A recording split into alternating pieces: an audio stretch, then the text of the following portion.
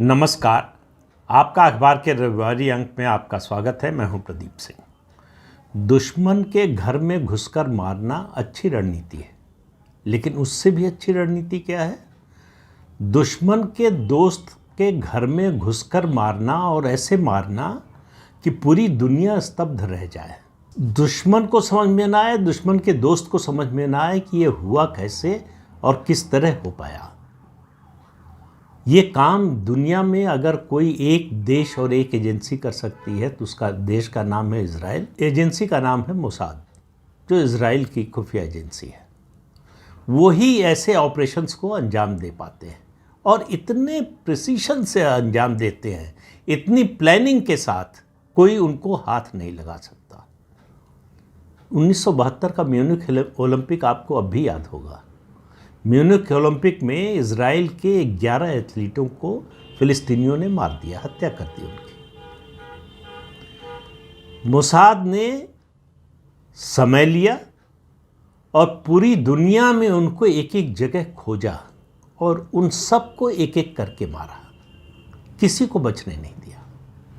7 अक्टूबर 2023 को आतंकवादी संगठन हमास ने इजराइल पर हमला किया, 200 लोगों को बंधक बना लिया, 2 निर्दोष बच्चों को मारा, बहुत सारे बच्चों को मारा, महिलाओं को मारा। और उसके बाद जो है इजराइल ने जो हमास पर हमला शुरू किया वो अभी तक चल रहा है। अभी 1 हफ्ता हो रहा है, इजराइल के प्रधानमंत्री अमेरिका गए थे। अमेरिका के दोनों सदनों के संयुक्त अधिवेशन को उन्होंने संबोधित किया और उस संबोधन में जितनी बार उनको स्टैंडिंग ओवेशन मिला, जितनी तालियां बजी, उसकी गिनती करना मुश्किल है। और वो बोल क्या रहे थे जरा इस पर ध्यान दीजिए, क्योंकि संयुक्त अधिवेशन था, उसमें रिपब्लिकन और डेमोक्रेट दोनों थे। और डेमोक्रेट्स में आपको मालूम है उस पार्टी में जो है लेफ्ट विंग के सदस्यों की संख्या अच्छी खासी है, जो फिलिस्तीन, हमास ऐसे संगठनों का समर्थन भी करते। वहाँ लगातार तालियां बजती रहीं और इजराइल के प्रधानमंत्री बेंजामिन नेतन्याहू ने कहा कि हमने 135 बंधकों को छुड़ा लिया है, जिनमें से 100 को बहुत ही खतरनाक मिलिट्री ऑपरेशन के जरिए छुड़ाया। वहाँ मौजूद उन्होंने एक युवक की माँ और कुछ और जो बंधक छूटे थे उनके परिवार के लोगों से भी मिलवाया। लेकिन बात वो नहीं है, बात आगे जो उन्होंने कही। उन्होंने कहा जब तक एक भी बंधक हमास के कब्जे में है तब तक मारते रहेंगे।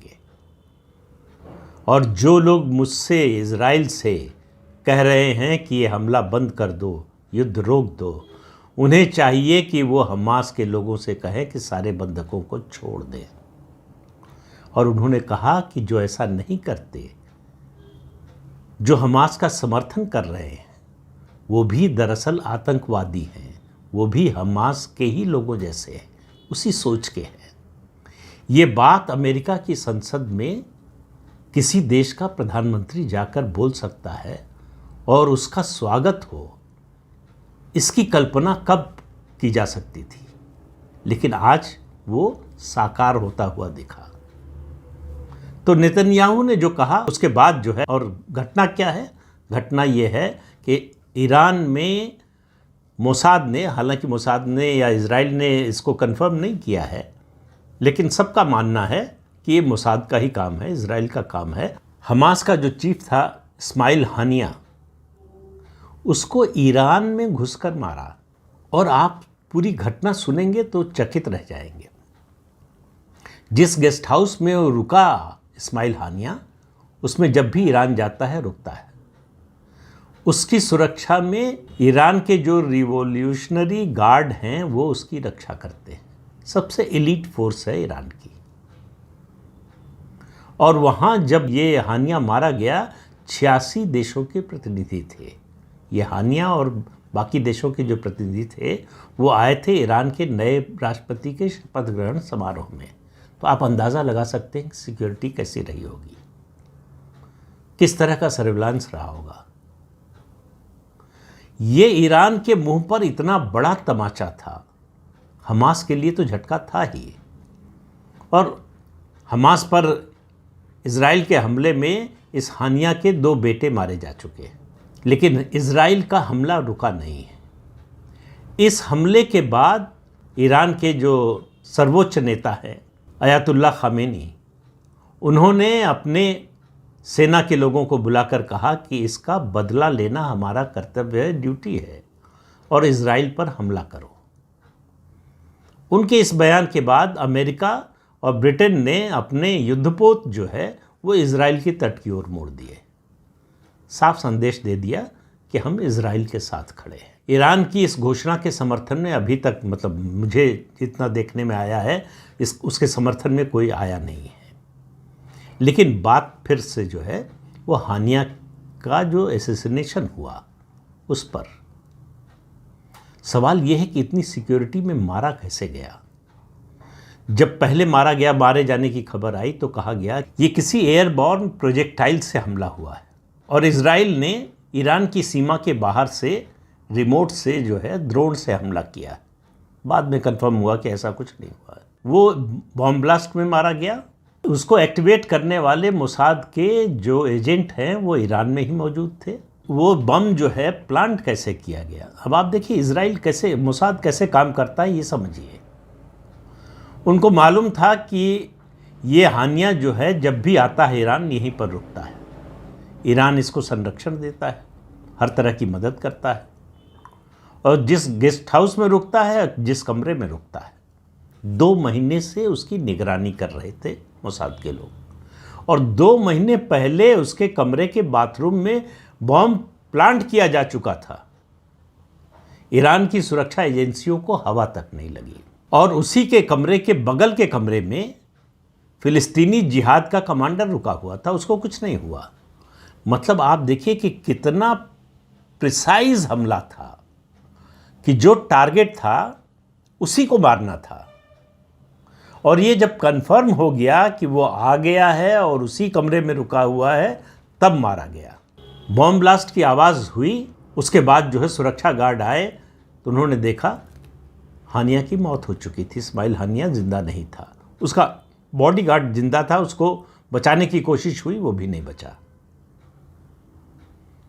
तो इज़राइल ने ये जो हमला किया ये बताने के लिए कि हमको अगर छेड़ोगे तो छोड़ेंगे नहीं। ये बयान नहीं दिया, ये करके दिखाया और करके दिखा चुके हैं। मोसाद पर उंगली इसलिए उठ रही है, मोसाद का नाम इसलिए लिया जा रहा है कि कुछ समय पहले ईरान के सबसे बड़े न्यूक्लियर साइंटिस्ट की भी हत्या इसी तरह से हुई थी। इसी तरीके का यही मॉडस ऑपरेंडी थी जिसके जरिए ईरान के न्यूक्लियर साइंटिस्ट की हत्या की गई थी। तो इज़राइल ने जो कुछ किया है और हमास के खिलाफ जिस तरह का हमला कर रहा है, दुनिया में किसी की हिम्मत नहीं हो रही है कि इज़राइल से कहे कि युद्ध बंद कर दो और हमला बंद कर दो। और आपको याद होगा जब ये 7 अक्टूबर को आतंकवादी हमला इज़राइल पर हुआ था तो इस हानिया ने बड़ा जश्न मनाया था। तब मोसाद के चीफ ने कहा था कि जो भी इसके लिए जिम्मेदार हैं वो दुनिया में कहीं भी रहे, उन सब को खोजेंगे और उन सब को एलिमिनेट करेंगे। और वो बात पूरी कर दी।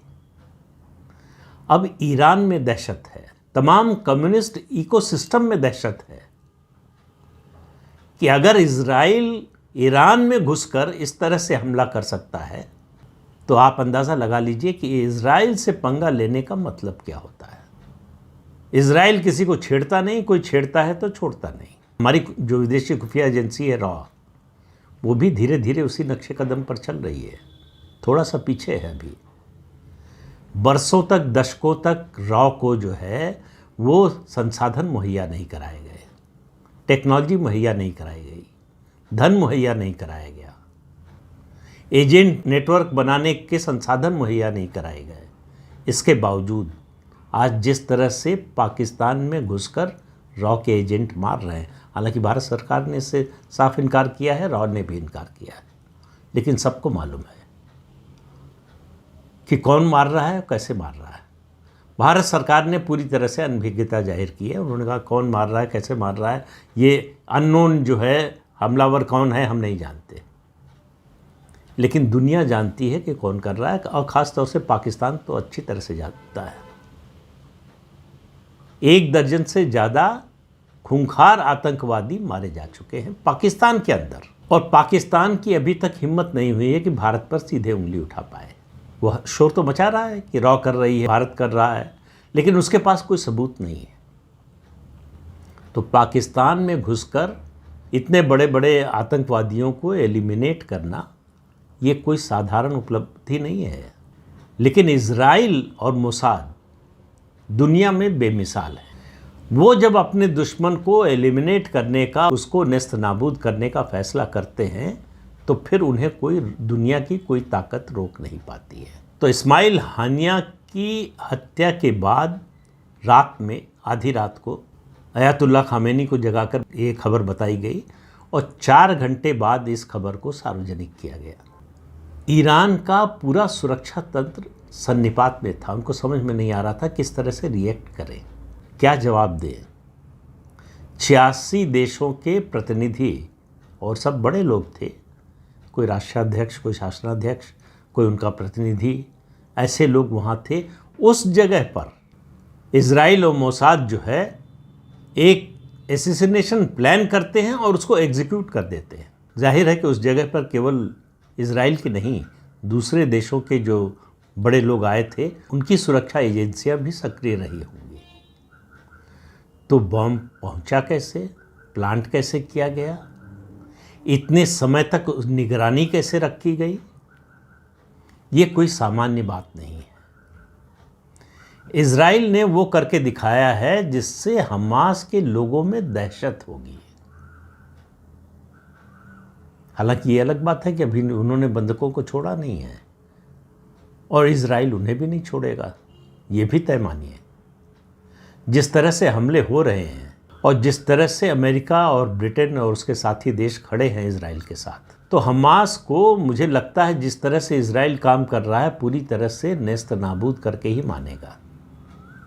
हालांकि इसकी वजह से कहा जा रहा है, ईरान ने जो फैसला किया है कि इजराइल पर सीधे हमला करेंगे, उसकी वजह से जो है उस क्षेत्र में अशांति का खतरा है, युद्ध का खतरा है, पूरी दुनिया को उससे समस्या हो सकती है। लेकिन हमास के प्रमुख को संरक्षण देने से पहले ईरान को ये सोचना चाहिए था। हमास ने जो आतंकवादी हमला किया इजराइल पर, उसका विरोध न करने से पहले सोचना चाहिए था। जो लोग बहुत खुश थे, जिन्होंने जश्न मनाया 7 अक्टूबर 2023 को इजराइल पर हमले का, आज उनके घरों में मातम है। तो दुश्मन को जवाब देने का जो तरीका इजराइल ने दिखाया है, आतंकवाद से प्रभावित भारत जैसे देश को उससे सबक सीखना चाहिए। इजराइल और भारत में अच्छी दोस्ती है।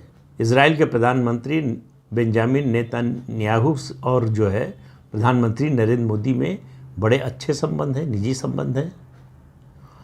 दोनों का कोऑपरेशन है, बहुत से मामलों में कोऑपरेशन है। ऐसे मामलों में कोऑपरेशन है जिसके बारे में सार्वजनिक रूप से बताया भी नहीं जा सकता। और भारत की सुरक्षा को लेकर और भारत पर खतरे को लेकर भारत में राजनीतिक रूप से जो टूल किट सक्रिय हैं, उसको लेकर सूचना देने में इजराइल की बड़ी भूमिका है। इजराइल अगर ये हमास के युद्ध में फंसा ना होता, तो इस लोकसभा चुनाव में जो टूल किट सक्रिय हुई, शायद उतने बड़े पैमाने पर सक्रिय ना हो पाती है। लेकिन इजराइल और भारत की दोस्ती, अगर आतंकवाद से लड़ाई लड़नी है, तो इस दोस्ती को और प्रगाढ़ बनाने की ज़रूरत है। रॉ और मोसाद में और नज़दीकी बढ़ाने की ज़रूरत है। जब तक हम इस इजराइल की तरह, मोसाद की तरह जवाब देना नहीं सीखेंगे, तब तक जो है हमारे दुश्मन डरेंगे नहीं। जब दुश्मन के मन में डर बैठ जाए, तो समझिए कि आप जंग जीतने वाले हैं। तो जंग 2 स्तरों पर लड़ी जाती है। एक हथियार की होती है, संगठन की होती है, खुफिया एजेंसी है, सेना है, दूसरी एजेंसियां हैं, और दूसरी साइकोलॉजिकल, मनोवैज्ञानिक। दुश्मन के मन में ये दहशत हो कि पता नहीं कब हमला हो जाएगा, पता नहीं कब किधर से वार हो जाएगा। जब दुश्मन हर समय डरा हुआ रहता है तो समझिए आप जीतने वाले हैं।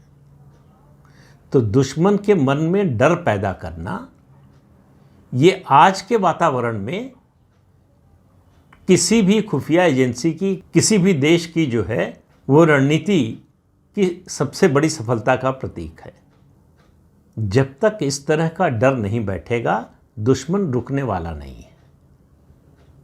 जब उसको ये लग जाएगा कि वो जो कर रहा है उसकी बहुत बड़ी या कई गुना कीमत चुकानी पड़ेगी, तब उसके हाथ पैर रुकते हैं।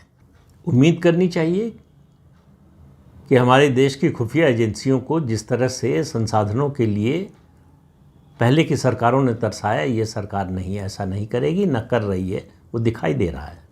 खुफिया एजेंसियों की जिस तरह की सक्रियता है, जिस तरह की सफलता मिल रही है, वही इस बात का प्रमाण है कि परिस्थिति बदल चुकी है, नीतियाँ बदल चुकी हैं, सोच बदल चुकी है। अब इसको और तेज़ी से आगे बढ़ाने की ज़रूरत है, और मजबूती से आगे बढ़ाने की ज़रूरत है। जो कदम आगे बढ़ाया है वो आगे ही बढ़ते रहना चाहिए। देश की एकता, अखंडता तभी सुरक्षित रहेगी। तो इस अंक में इतना ही। अगले अंक में फिर मिलेंगे किसी नए मुद्दे के साथ। तब तक के लिए अनुमति दीजिए। आपसे अनुरोध है कि ये चैनल देखिए, शेयर कीजिए, लाइक कीजिए और सब्सक्राइब ज़रूर कीजिए। नमस्कार।